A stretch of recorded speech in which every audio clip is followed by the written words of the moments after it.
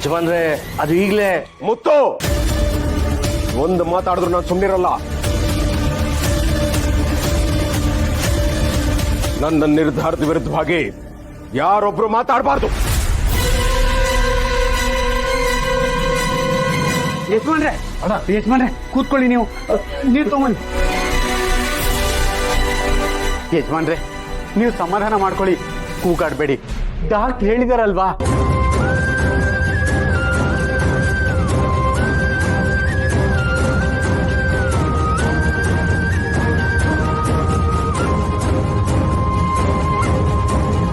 ನಾಳೆನೇ ಮದುವೆ, ನನ್ನ ಆಸೆ ನೆರವೇರಲೇಬೇಕು.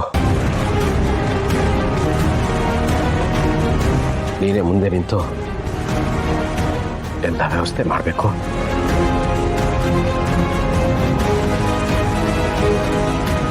ಅಳಿಯಿದ್ರೆ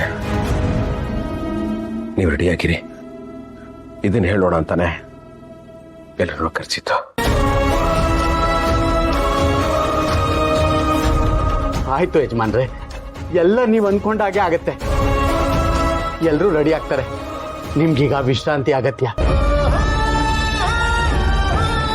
ಬನ್ನಿ, ರೂಮ್ ಕರ್ಕೊಂಡು ಹೋಗ್ತೀನಿ. ಮೇಲೆ ಇದೆ.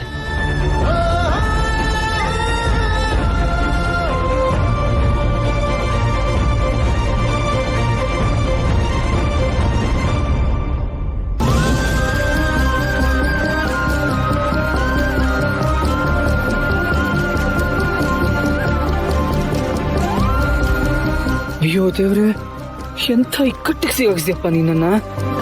ನನಗೆ ಯಾರಿಗೆ ಅಂತ ಉತ್ತರ ಕೊಡ್ಲಿ? ಇರೋ ಸತ್ಯಂ ಹೇಳೋಣ ಅಂದ್ಕೊಂಡ್ರೆ ಈ ಮನೆ ಯಜಮಾನ್ರಿಗೆ ಆರೋಗ್ಯ ಹಾಳಾಗಿದೆ. ಅಂಜಲಿಗೆ ಹೇಳೋಣ ಅಂದ್ರೆ ಅವ್ರಿಗೂ ಏನೂ ಅರ್ಥ ಆಗ್ತಾ ಇಲ್ಲ. ಮೇಡಮ್ಗಾದ್ರೂ ಹೇಳಲೇಬೇಕಲ್ವಾ? ಅವರು ನನ್ನ ಮೇಲೆ ಕೋಪ ಮಾಡ್ಕೊಂಡಿದ್ದಾರೆ. ಏನಪ್ಪ ಮಾಡ್ಲಿ? ನನ್ನ ಗತಿ ಏನು?